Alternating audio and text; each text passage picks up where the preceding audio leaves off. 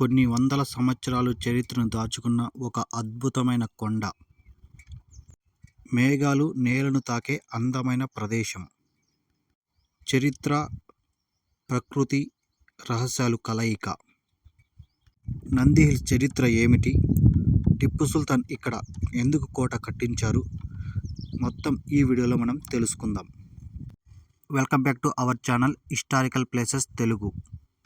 పూర్వం ఆనందగిరి, నందిదుర్గ పిలువబడే ప్రస్తుత నంది హిల్స్ గురించి మనం ఈ వీడియోలో తెలుసుకుందాం.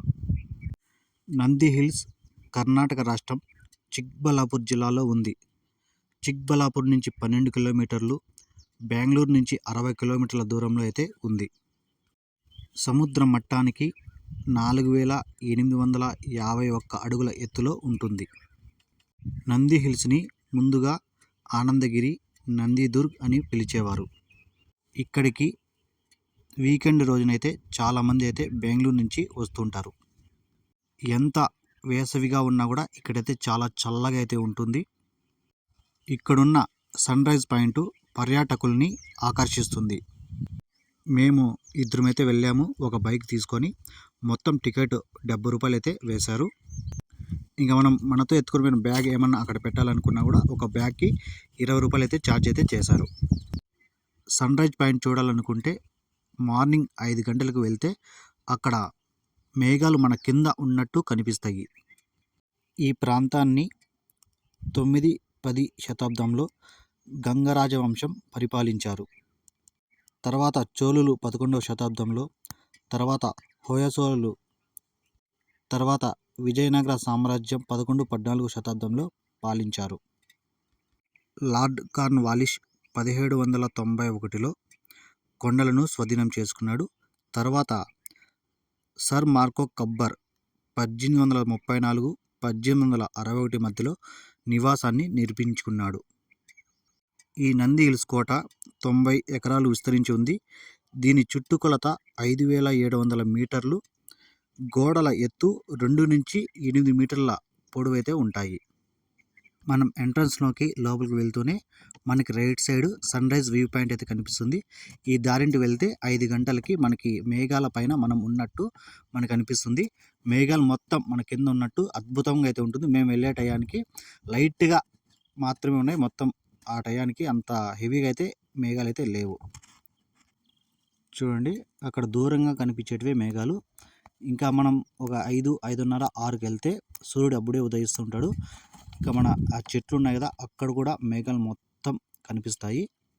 మేము వెళ్ళే టయానికి టైం అయిపోయింది. ఎవరైనా పోయే వాళ్ళు 5 గంటలకి నంది హిల్స్ మీద ఉండేటట్టు ప్లాన్ చేసుకోండి. అక్కడ కనిపించేదే టిప్పు సుల్తాన్ భవనం. ఈ భవనం 2 అంతస్తులు అయితే ఉంటుంది. ఫస్ట్గా తన తండ్రి హైదరాలీ ప్రారంభించగా టిప్పు సుల్తాన్ ఆ కోటని పూర్తి చేశాడు. టిప్పు సుల్తాన్ వేసవి కాలంలో ఇక్కడ విశ్రాంతి తీసుకోవడానికి వస్తుంటాడు. దీని కొంచెం ముందరికి వెళ్తే అక్కడ టిప్పు డ్రాప్ అని ఉంటుంది. ఆ టిప్పు డ్రాప్ దగ్గర శత్రువుల్ని శిక్షలు వేసేవారంట. అంటే అక్కడికి ఎత్తుకుని పోయి పైనుంచి కిందికి తోసేసేవారు. ఈ భవనం 12-7 మీటర్లు ఉంటుంది. ఈ టిప్పు సుల్తాన్ భవనంలో కింద దారి అయితే ఉంటుంది. ఆ దారి ఇట్లా దాటుకుంటూ వెళ్తే గవి వీరభద్రేశ్వర దేవాలయం అయితే ఉంటుంది. ఇలా డౌన్కి అయితే దిగాలి. ఈ ఆలయం 70 అడుగుల ఎత్తైన కొండపైన చెక్కిన గుహ మందిరం. దీనిని హొయసాలులు అనే రాజవంశం నిర్మించింది. ఇది గుహ ఉంటుంది. గుహ లోపల వచ్చి స్వామివారు అయితే ఉంటారు. ఆలయ గోడలపై ఉన్న ఒక శాసనం ప్రకారం 1397లో కన్నప్పరాయ కుమారుడు శ్రీ దేవయ్య ఆలయ ప్రవేశ ద్వారం కోసం ఒక తలుపును విరాళంగా ఇచ్చాడు. సర్ ఎం విశ్వేశ్వరయ్య 1914 మైసూర్ ప్రభుత్వానికి బాధ్యతలు అప్పగించారు. తర్వాత 1956లో దీనిని ఉద్యానవన శాఖకు బదిలీ చేశారు. ఇక్కడ చాలా రకాల జాతుల పక్షులైతే ఉంటాయి. ఎంత ఎండ అయినా కూడా ఈ నంది హిల్స్ పైన చాలా చల్లగా ఉంటుంది. మంచు కూడా పడుతూ ఉంటుంది. మీకు రూమ్స్ కూడా అవైలబుల్లో ఉంటాయి. అలాగే మీకు హోటల్స్ కూడా అయితే పైన అయితే ఉంటాయి. ఈ కొండపైనే యోగ నందీశ్వర ఆలయం అయితే ఉంటుంది.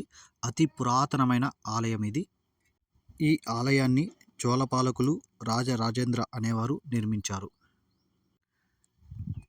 ఈ స్తంభాలపైన ఆ గోడలపైన ఉన్న శిల్పాలు చాలా చక్కగా అద్భుతంగా అయితే ఉంటాయి.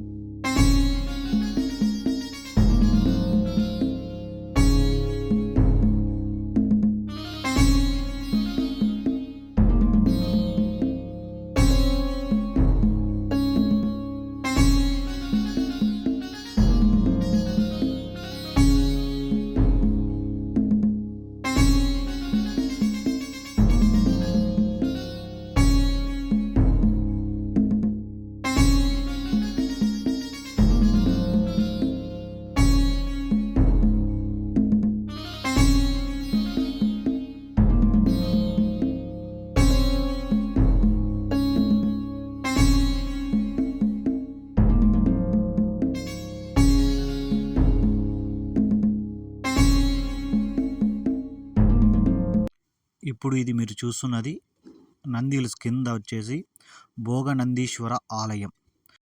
అతి పురాతనమైన దేవాలయం. ఈ వీడియో వచ్చేసి నంది హిల్స్ వీడియో తర్వాత అప్లోడ్ చేస్తాను. నేను చెప్పిన ఇన్ఫర్మేషన్ మీకు నచ్చినట్లయితే ఒక లైక్ చేయండి, అలాగే కామెంట్ చేయండి, నా ఛానల్ని సబ్స్క్రైబ్ చేసుకోండి.